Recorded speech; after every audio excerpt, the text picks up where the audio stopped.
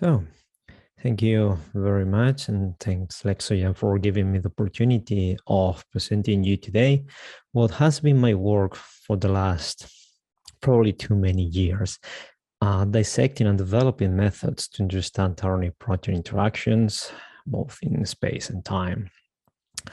So, let me see if I can, make it start. So, this project or these projects have been a collaboration between two different institutions, both of them in Cambridge. So the Department of Biochemistry of the University of Cambridge and the Mass Toxicology unit also at the University of Cambridge. And many people has been involved in these projects, and I'm just a representative. So everything that you will be seeing now is just a very massive teamwork. And just a brief disclaimer, I am part of the Cambridge Center for Proteomics, so a very different background to the RNA community.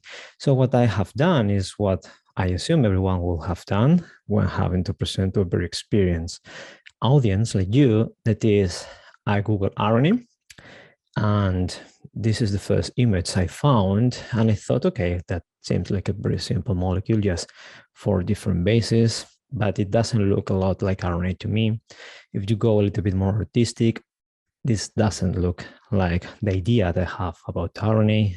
And it's not until you pass some images when you start to have something like this. And this is what I want to talk to you about, that an RNA is not a naked molecule, and that the RNA is always decorated with many proteins forming functional complexes, ribonucleoprotein complexes. And from my perspective, when we talk about RNA, what we should be talking about is about these functional complexes. And we're talking about RNA binding proteins in the same way. It doesn't make any sense if we don't talk about the RNA that they are binding to. So, a little bit more detail into RNA binding and ribonucleoprotein complexes. So for many of you, when talking about that, probably spliceosome or ribosome in here are almost the complexes that will appear on your mind.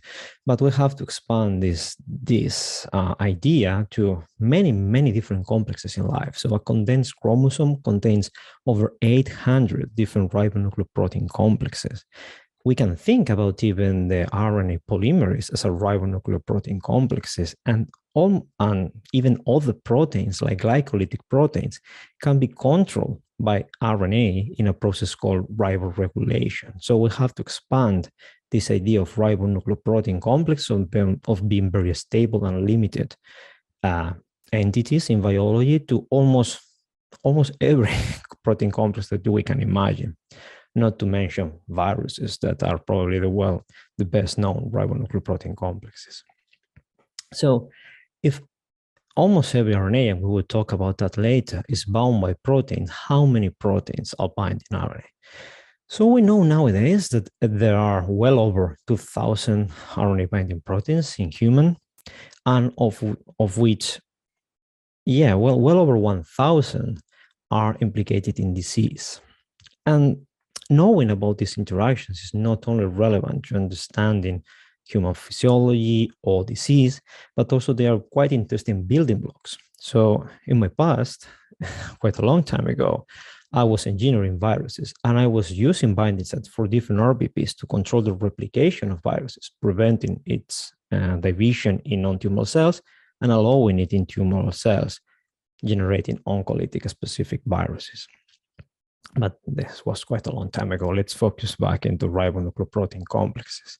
So when you study them, or when you want to study them, usually the first technique that will appear in the great majority of people's mind is CLIP. In CLIP, you immunoprecipitate a given protein, and then you sequence the RNA that is bound to it. Of course, it's way more complex, but let's keep it simple for now.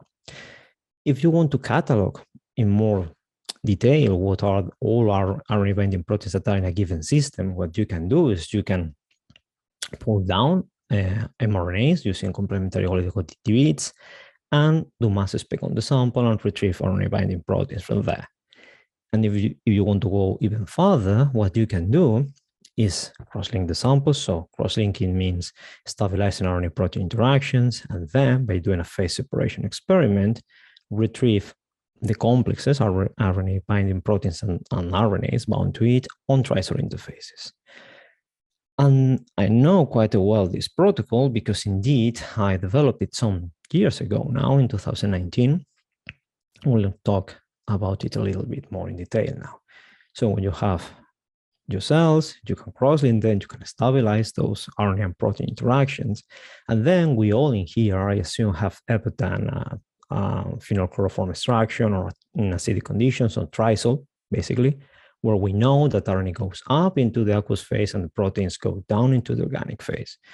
So what we speculated at that point is that if you stabilize RNA and protein interactions, the adducts will share physicochemical properties of both parts, and they will be retained on interfaces. Then you can just repeat these phase separations until you have a very clean sample. And then if you are interested into the RNA that is bound to proteins, you can digest the protein, and then the RNA will migrate up again into the aqueous phase. And if you're interested on the RNA binding proteins, what you can do is that you can digest the RNA and recover the proteins that were trapped into the interface because of the RNA. This protocol is very efficient. I don't know if any of you have ever done this kind of captures before, but usually they require quite a lot of material. Oops, or also an organic phase separation method is very efficient, so you can use in normal scale experiments. But let's focus first on the RNA. The first thing that we realized is that the RNA that was trapped into the interface was almost a mirror of a normal trisol extraction. But we wanted to go further. I mean, just taking a look at the gel or the bioanalyzer was not enough. So we sequenced that. And I just want to do a brief mention that at that point, we thought that we will have problems because samples are cross-linked, so there are still amino acids attached to the RNA. We thought that depleting the ribosomal RNA will be a challenge. And again, so this is, let's say, a complement for LEXOGEN. So RiboCop RNA works perfectly here. You can completely remove the ribosomal RNA, even if it's cross-linked, and we sequence the samples. And what we recovered was quite a surprise because what we found is that in the interfaces, almost a perfect representation of the total RNA was trapped. And I say almost a total representation because what we found is that we had a loss of coverage in the 3' UTR. So we were not having so many reads of the 3' UTRs. And this is indeed valuable information because what is happening here is that when you prepare your libraries, the retrotranscription, if there is a cross-linking event, will fail. And then you will have a loss of coverage on the part of the transcript in where the proteins are bound. And you can indeed use that to obtain valuable information. So in here, you can have the actin gene, and you can see that there are some areas where in green here, you have a loss of peaks. These are the places where RBPs are on this transcript, on this part of the transcript, of course. Same thing happens with long-non-coding RNAs. And indeed, the same thing happens along the transcriptome. So if you correlate that with clip peaks, we can see quite a very good agreement between this way of determining what RBPs are along the entirety of the transcriptome and the many experiments that are available now in the ENCODE. So what I want to reinforce in here is that it was really a true representation. So we were using the total RNA-Seq kit, and it says that you cannot sequence below or around 200 nucleotides. We went to around 100 nucleotides, and there was no size bias. So every RNA was equally represented on this interface. What means in reality, so our interpretation is simply that RNA does not exist as a single molecule. So this means that there is no free RNA in the cell floating around. Every long RNA is bound by proteins. So we have to, I think about that as stop talking about RNA and talk about ribonuclear protein complexes. This is in a nutshell what I want to say. But if we're talking about ribonuclear protein complexes, what is the protein part? So what we found is that after doing some washes, RNA binding proteins were highly enriched in the interface, here in gold. other proteins were equally enriched, and then we had something else in the interface, and they were glycoproteins. I'm not saying that glycolytic protein and glycoproteins are binding RNA, and indeed, crosslink. What happens is that glycoproteins are a protein attached to a change of sugars, and an RNA, in a very simple way, is a change of sugars. So they have the same kind of physicochemical properties. So they will be interface contaminants. But then what you can do is you can digest the proteins that are there. And both known RNA binding proteins and putative novel RNA binding proteins migrate down to the organic phase. We use that method to retrieve RBPOMs of different tumor and non-tumor cells. And indeed, we recovered the great majority of what were described as RNA binding proteins at that time, and many more, because we have to think that now we are recovering RNA binding proteins for every transcript, not only mRNAs. And just to prove that it was absolutely independent of the sequence, we use it to retrieve the first bacterial RBPOM, so the RBPOM of the Escherichia coli. So many of you will imagine that at that point, being even a side project as this was at that point, I was quite happy. Well, the reality is that I was absolutely terrified, because we had to validate so many things that I thought that I will spend the rest of my life in the lab. So instead of doing that, we thought maybe we can validate a high throughput method using a different high throughput method. So what we did is we start again with these interfaces with clean adducts.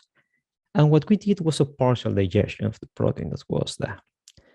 Then we used different ways like silica columns or just ethanol precipitation of RNA to track down with the RNA the peptides that were attached to the RNA.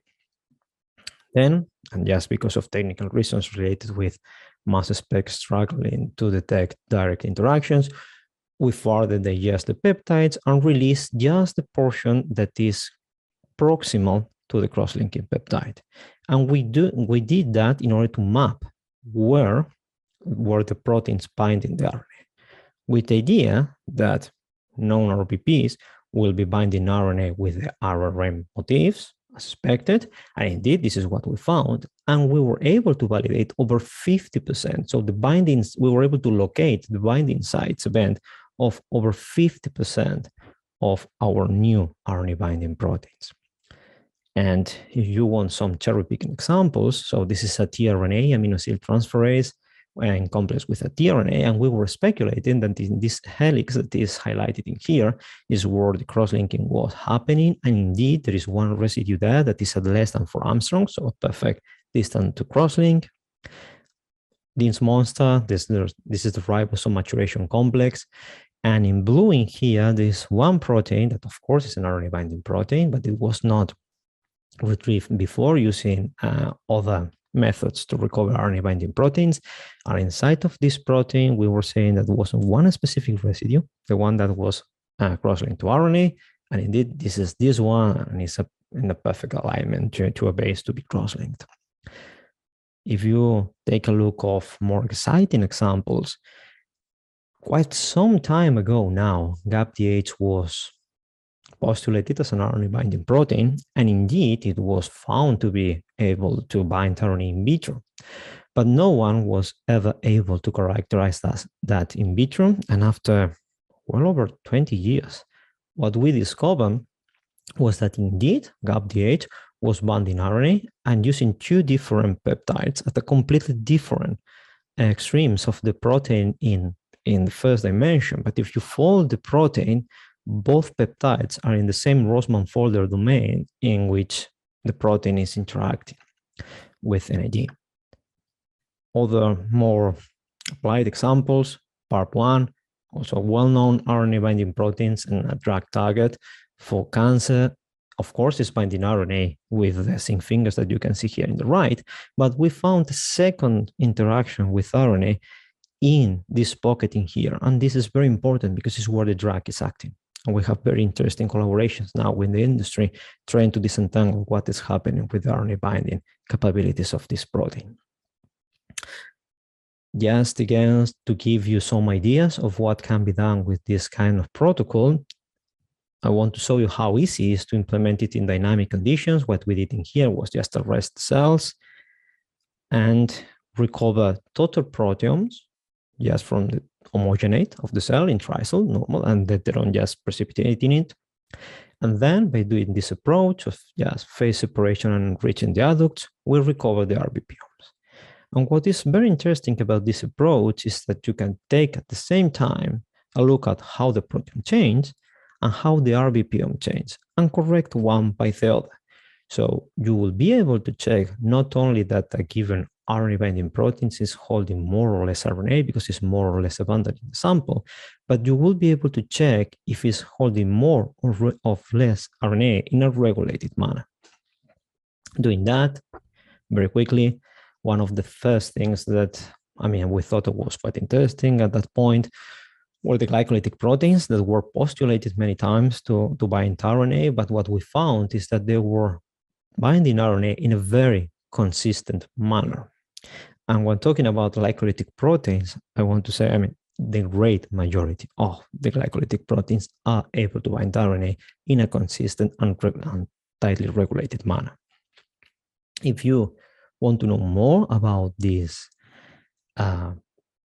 protocol, you can go to the original publication, or if you directly are so convinced that you want to apply it into your lab, you can go for the step-by-step protocol. And if you are not very sure or you are considering other methods, you can also take a look at this review where we compare it with the creators of the other methods about the strengths and weaknesses of the different approaches. So talking about a way to know the species, so the RNA binding proteins and RNAs that are bound by proteins, how they interact together and how they change over time. But we know that RNA and protein form very dynamic complexes that are highly compartmentalized in the cell. So ideally, what we would like is to know where those interactions are happening. And for that, I want to go to what happens with the cell organization. So we know that we can take a direct look at the cell and see that there is quite a decent compartmentalization in human cells. You can tag different organelles and take a look at how they move over time. And you can go to single molecules. So you can take a look at where the DNA is. It should be in the nucleus, but it's worth to take a look at it many times. But what happens with the proteome and what happens with the transcriptome? So we will talk about how to analyze at the systems level where the proteins are in the cell and the challenges that involve knowing where the RNA is in the cell, even if it looks like a simple question. So let's start with the field that is a little bit more advanced, that is the proteome. So in order to check where a given protein is, or some proteins are, what you can directly do is that you can buy conjugated antibodies, conjugate them yourself, and directly image them and take a look under the microscope. For me, this is always the way to go if you're interested in a bunch of proteins. But if you want to go farther and take a look at proteins, for example, that are in a given location, what you can do is that you can label them. So you can engineer your cells to express a protein that will conjugate iodine to your proteins of interest, and later on recover them and check which proteins are in this localization. That can be, for example, the outer membrane of the mitochondria or wherever. But can we go further? Can we do it for many different organelles? Well, we could enrich for one after the next. Or what we can do is what indeed our laboratory does quite a lot. That is, fractionate the cell, the entirety of the cell, and not think about purifications.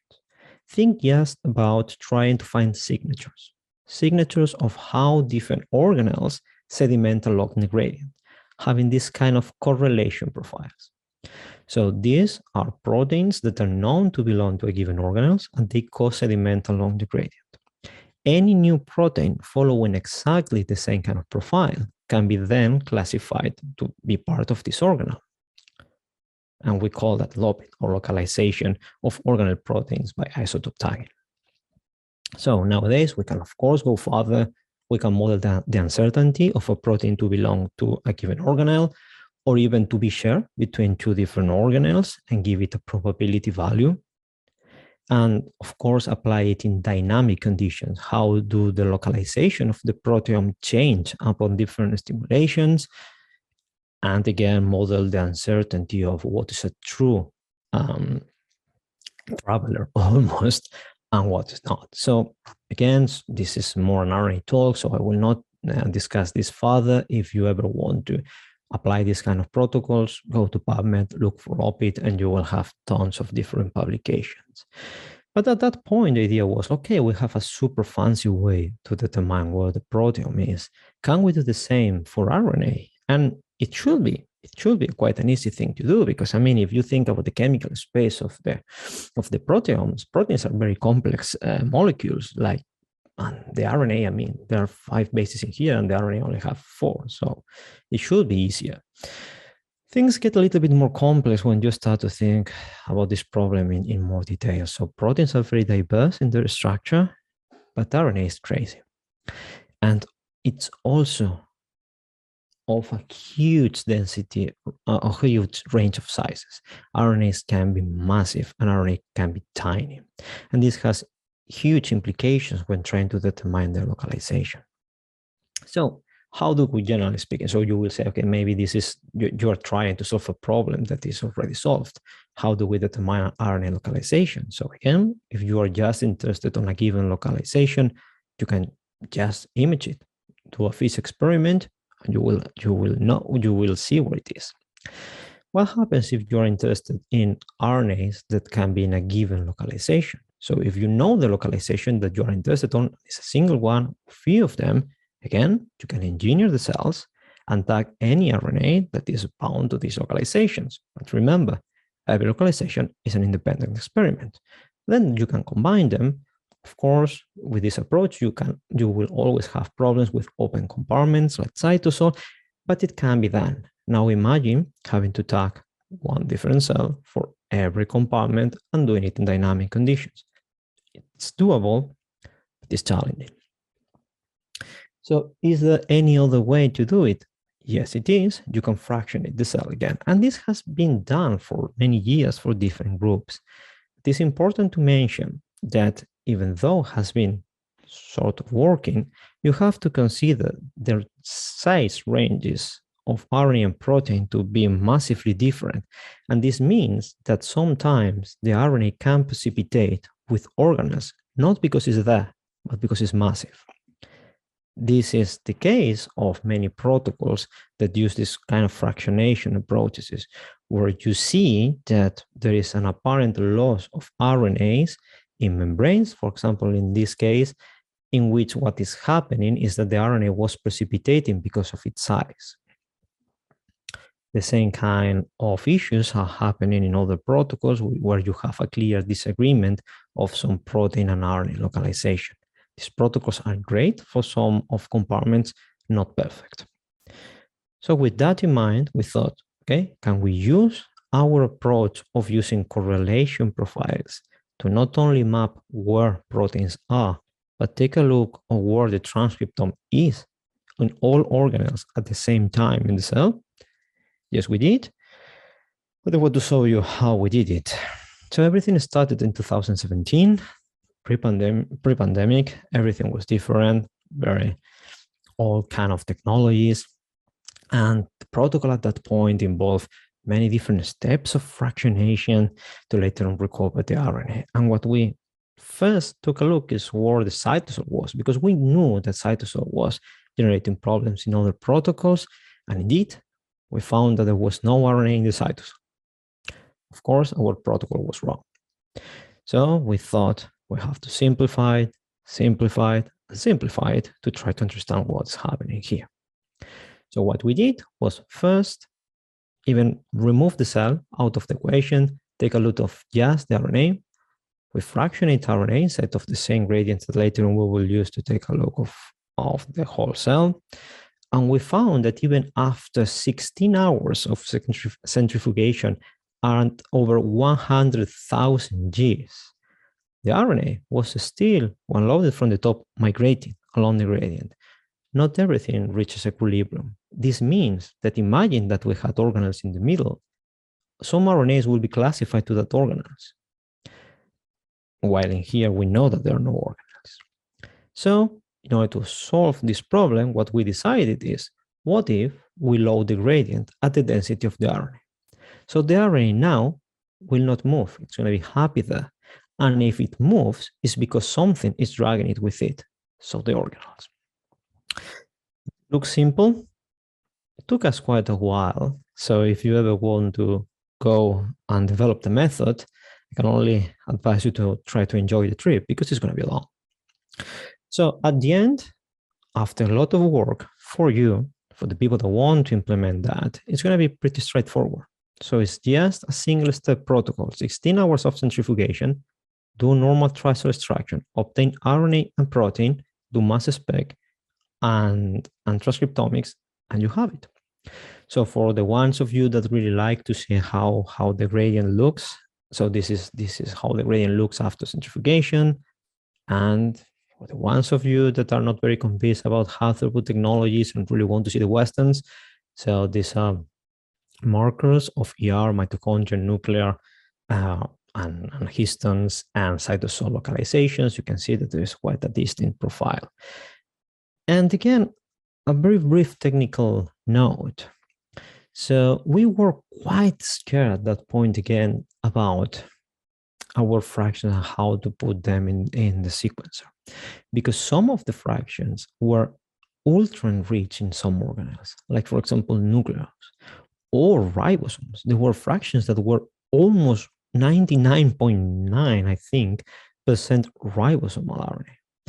And this is not an optimal condition. This is not the way in which companies really test their kits. And even in those conditions, we were completely able to remove any contaminant and still retrieve very small RNAs indicative that this was indeed the nucleus, and retain small RNAs from the cytoplasm and completely remove ribosomal RNA. Yes, first, let's go with proteins. We know that we were able to make these maps of proteins. So here are some signature profiles of different organelles inside of our gradient. And this allows us to map proteins. When mapping proteins, probably you need a higher even dimensionality reduction than PCAs. This is how the proteome looks at a TSNE level. And we were able to accurately classify proteins with over 75–80% of accuracy in here in this experiment to many different compartments, some of them with an accuracy of 100%. So some of them were very well resolved using this approach. But what happens with the transcriptome? So indeed, we were able to have signatures of the main localization. So we have in here different signatures for nucleus, nucleolus, cytosol, ER, and mitochondria, places where we know that RNAs are. And indeed, we have even another cluster, another localization that at that point we were not aware what it was. It popped up on unsupervised clustering, and we found that it was something about we call cytosol light because it was in the cytosol, but we didn't know what it was. So something very important I want to mention now is that we are retrieving all localizations at once. This means that we can do fancy maths on that. So imagine that you have a profile that looks like this one, and it's a mix, and you can deconvolute this profile into known profiles, and then assign this RNA to be part, let's say, for example, to belong 30% on membranes, 60% of the site on the cytosol, and 10% in the nucleus. So with that, we can estimate the proportional distribution of RNA at a complete high throughput level. So in here, just for the sake of simplicity, are three different compartments, all membranes together, cytosol and nucleus, and those are RNAs that we know they belong, are very enriched on membrane, cytosol, and nucleus, and here is how we can see them. But if we can use that to map, to have proportional maps of the complete transcript. Again, You will imagine I was happy.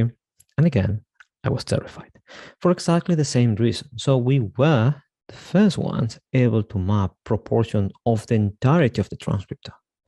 And I didn't want to have to validate the entirety of the transcriptome. So again, we thought, is there any other tool we can use to validate many transcripts at once? We had different flavors of lipid, so different ways to map the proteome. So we thought, okay, we have used density to map the RNA. Can we use the sedimentation speed that different organelles have? So the speed at which they sediment. So centrifugation, next centrifugation, take the supernatant, centrifuge again, one and over again. Well, in theory, yes, but again, we know that RNA is massive. So what we did again is simplify it a lot and have a protocol that only uses forced centrifugation on a benchtop centrifuge and only uses a maximum of 5,000 Gs. So this is minimal speed. And even on those conditions, and these are 5 independent replicas, you can see how you're able to sediment the nucleus, the mitochondria, and the ER in a different way. And this is the only thing we need. We need these different signatures. Then we can use that to overlay our markers, and we have gorgeous resolution for everything but the cytosol light. At this very low speed, all the cytosol looks the same. We will go with that later. But what is very important is that using these speeds, we were avoiding the size bias present in any other protocol that we have seen until now. So the point was try to validate our localizations and density using this new map. What happens when we overlay them? So in here, you can see that the RNAs that we were finding in membranes were very tightly clustered in this area of this other protocol that correspond also to membranes. Same thing happens with the nucleus and cytoplasm. So much that we can even correlate proportional localizations. So this is the agreement between two completely different methods, doing reorganizing the cell in two completely different manners, and they still agree at around 80% on what is, I mean, for me, this is as good as you can imagine. So convinced that our proportional localization was accurate, what we did is take a look of the properties of the RNAs that were there. So first, if you split RNAs into mRNAs and long-non-coding RNAs, as expected, mRNAs are distributed mainly between membranes, nucleus, and cytosol, while long-non-coding RNAs don't care about membranes. They are mainly in the nucleus-cytosol axis. But indeed, they were way more cytosolic than what we anticipated.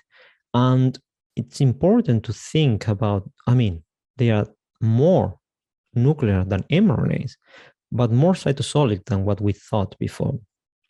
And what is very important here is that this is an absolute quantitation of the RNA localization.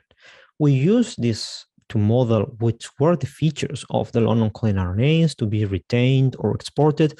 And what we found is that these very basic three features describe if the RNAs were retained in the cytosol or retained in the nucleus or exported to the cytosol, as good as models as complicated as having 85 different variables. So just considering the transcript length, AU content, if the transcript is polyphenylated or not, is enough to predict if a long-non-coding RNA is going to be retained in the nucleus or exported to the cytosol.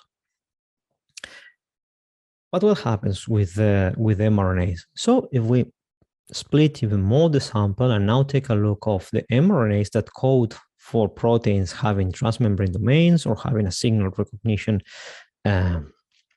peptide, what we can see is that, as expected, the ones that code for proteins that will end up in membranes are highly enriched into our membranes. But there are other transcripts that code for proteins that do not have these features. So in a canonical way, or in a classic terms, we will not expect them to belong to membranes. But what we found is that we were able to recover some transcript as interesting as this very old example that I absolutely love, that is the signal recognition particle alpha, that as soon as it starts to be translated, it binds to the subunit beta and translation continues in situ without having transmembrane domain or signal recognition peptides of anything like that. And we were able to recover this kind of interpretation or results and many more. Indeed, what happens when you take a look at those RNAs highly enriched on membranes and you do geoanalysis is that one of the terms that appears quite significantly enriched are actin binding or cytoskeleton. And indeed, we validate two of these transcripts by single molecule feeds, and we found that they were localized on the periphery of the ear, and our proportionality estimation in here in blue in with our new approach, and in pink the fish one were agreeing perfectly. But I've been presenting this data long enough to know that many of you at this point don't care so much about what is happening in membranes, and many of you care about cytosol light, phase-excluded particles, and these kind of funny things that can happen in the cytosol. So let's try to go for it. So when you take a look of dynamic structures in the cytosol, the best thing to know what you have there is to kick the cell a little bit. And what we did at that point was to destroy the calcium homeostasis in the ER using thapsigargin. This induces the unfolding protein response. At the end, what is important for this talk is that this phosphorylates the initiation factor 2 alpha, and this blocks translation. So the classical way of translating, that is through initiation factor 2 alpha, it stops, and this generates nuclear aggregates, cytosolic aggregates of RNA, so stress granules. Okay, so with that in mind, very tiny technical note, is that many of you will think, okay, having to do many gradients to take a look at dynamic conditions, maybe this is quite challenging. I mean, it's just a single step protocol. So if you take a look at this, these are 4 independent experiments and a perfect replication of what is happening in the gradient. So this is a very straightforward approach. With this in mind, we did proteomics and transcriptomics on these 2 different conditions, and we found that, of course, upon the unfolded protein response, an organelle like Golgi that is super dynamic is one of the most affected ones. So many proteins go out from Golgi under these circumstances because or they don't reach to it, or they already has gone out. But we found some other interesting findings. For example, this RNA binding protein suddenly goes to the ER and has been found to be related with recycling ribosomes. So we speculate that this maybe is a protein implicated in removing transcripts from membranes. But importantly, we found that some proteins that are canonical components of phase-separated particles shift from being with ribosomes to being somewhere else. And this somewhere else, where they go inside of the gradient, in here, so the ribosomes follow this second peak in fraction 7.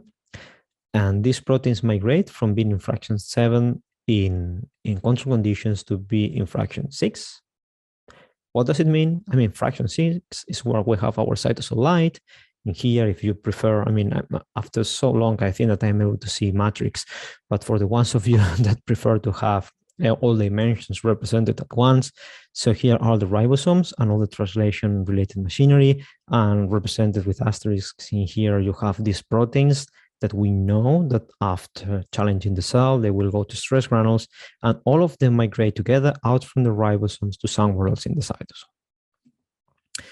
What is this somewhere else? So it's exactly the same place where many transcripts were going. And indeed, we found that many transcripts from membranes or cytosol were moving towards this cytosol light. So I will spot everything now. Yes, cytosol light is exactly where granules go.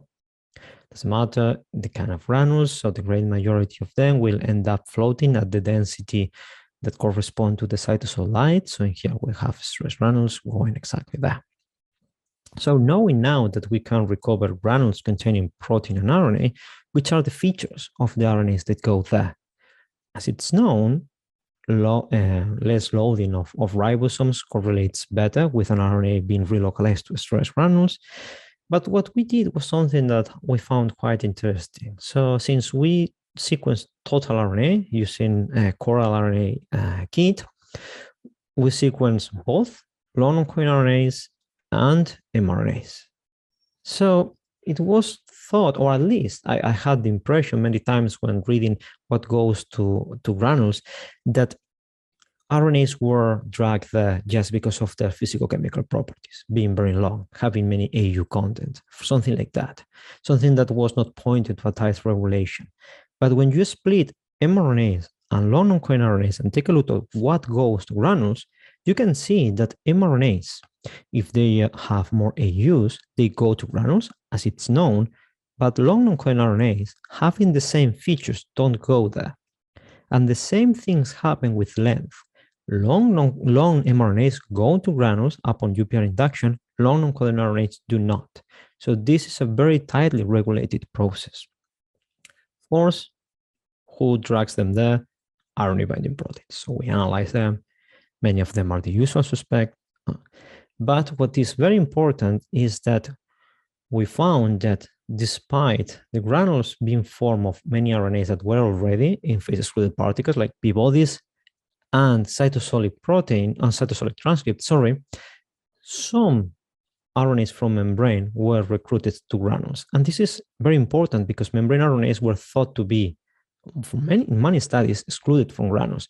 But what we found is that indeed the RNAs that were in membranes before stimulations so the ones that go to granules are going to granules in a very, very efficient way, even more efficient, because this, again, is a proportional estimation than cytosolic RNAs.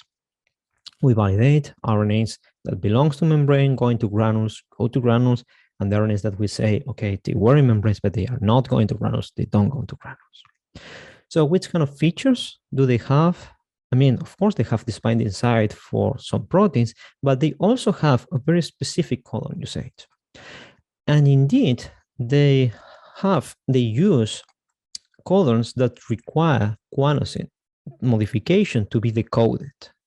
And just something that you will not see in the manuscript because it's unpublished data, we found combining technologies, doing OOPS and doing this kind of maps, that the protein that does this modification upon UPR induction, upon this toxic insult to the cell, stops modifying these tRNAs.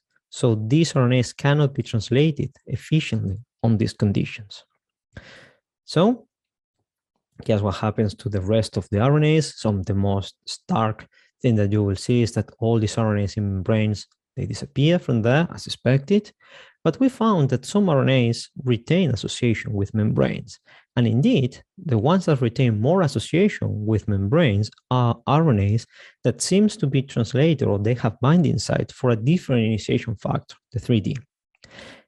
And those RNAs were indeed not coding for canonical membrane proteins, but many of them were the same ones that I told you before, these cytoskeletal RNAs. So we speculated that maybe on these conditions, cytoskeleton need to be very active to try to overcome the challenge. So we took a look of which was the mobility of the cell, the motility of the cells upon these conditions, and we found that when inducing the UPR, if the initiation factor 3D is not there, if we knock it down, what happens is that the cells are not able to move anymore, and in a longer time, they will die even further. So in a summary, so you can use equilibrium centrifugation to fractionate the cell and have a true representation of RNA, and have indeed absolute quantification of the RNA distribution inside of the cell, and then that the localization of membranes and upon UPR requires the initiation factor 3D, and that membrane RNAs are recruited very efficiently to granules. If you want to dig into the data deeper, and if you are interested in what happens to your where it is, or have very odd results that you explain, and you may think that related with localization, we have uploaded all our data on a user-friendly interface where you can take a look of the different localizations. You can take a look of your RNA of interest and take a look of where it is upon different conditions. How to arrive to that? I mean, now you can stop me. You can point with the phone in here and take a look of this manuscript that is now in bioRxiv.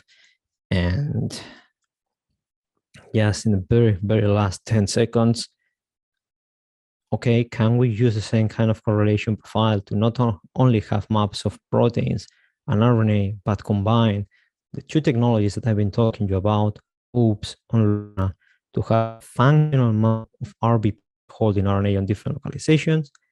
Yes, we can, but I've been speaking for 40 minutes. So just take a moment to thanks again all the people that has been implicated in these projects and for you for your time. Thank you, Eneko, for this amazing study and for this great presentation. And welcome everyone to the second part of this talk. My name is Yvonne. I'm a product manager at LEXOGEN, and it is my pleasure to introduce to you some of the innovative RNA sequencing solutions that were used in this study. At first, we will have a glimpse at the transcriptome and at RiboCop rRNA depletion. The human transcriptome contains a vast majority of RNA and tRNA, whereas the RNAs of interest, such as mRNA, small RNA, and other non-coding RNA, only account for roughly 5% of all transcripts. To assess the full spectrum of these transcripts, undesired RNA can be depleted to afford an unimpaired view into the transcriptome. RiboCop enables non-enzymatic depletion of undesired transcripts at a wide input range from 1 nanogram to 1 microgram.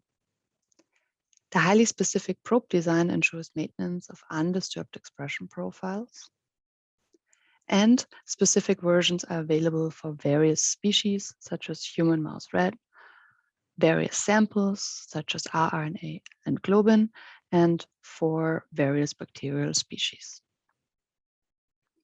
In this study, RiboCop was combined with Coral RNA-Seq, and it was used to assess RNA and RNA-protein localization. As we have seen, Coral works very well with difficult samples, even with cross-linked RNA that still contains amino acid residues. Apart from such RNA localization studies, Coral can be used for differential expression analysis on genes and transcripts, for isoform analysis, long non-coding RNA or variant studies, as well as for reannotation of model organisms and non-model organisms, or to perform transcriptomics on challenging samples, such as FFPE RNA. We also just released a new version, Coral version 2, which is even more flexible than the previous one.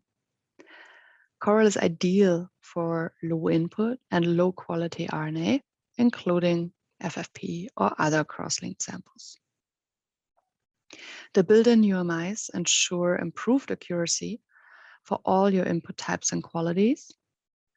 And the prep also includes up to 384 UDIs for maximized sequencing output on any sequencer.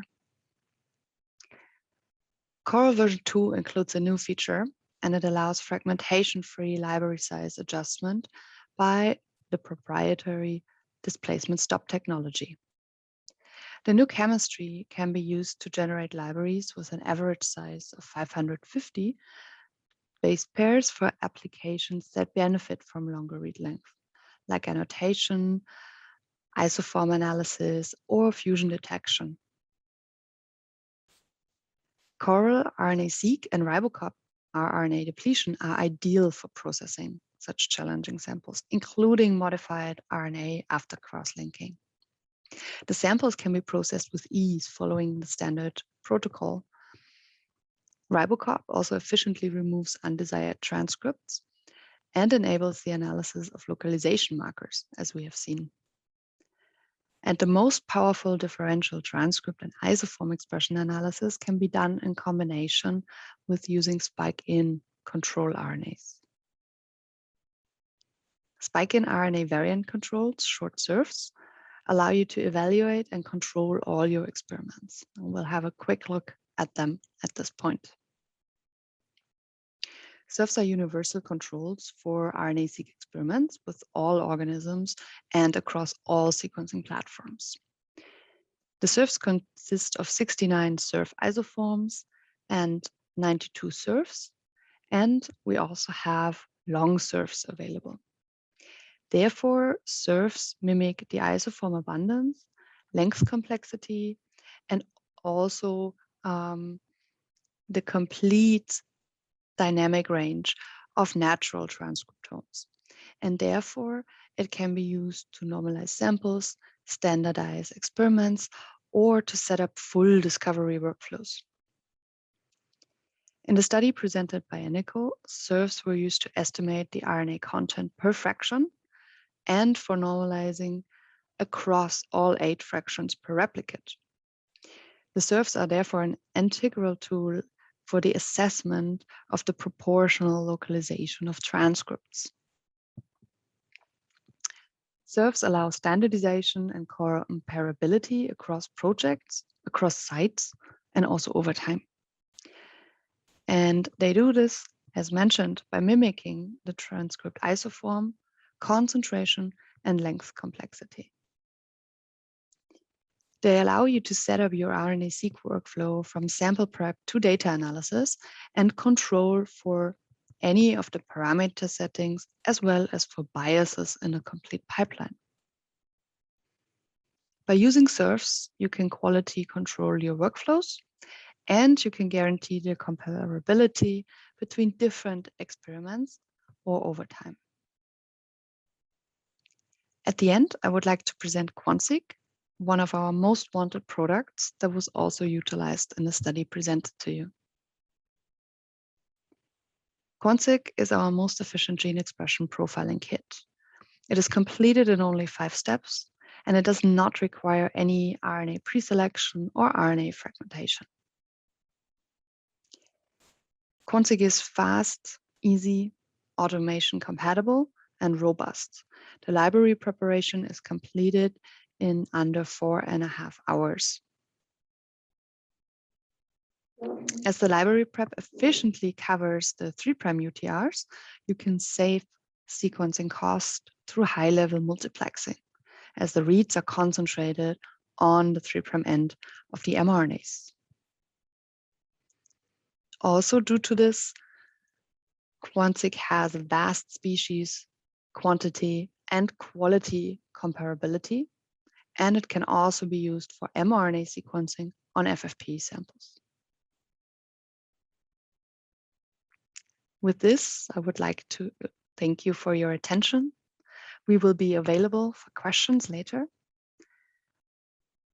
And please don't hesitate to contact us at sales@lexogen.com or follow us on social media for more information.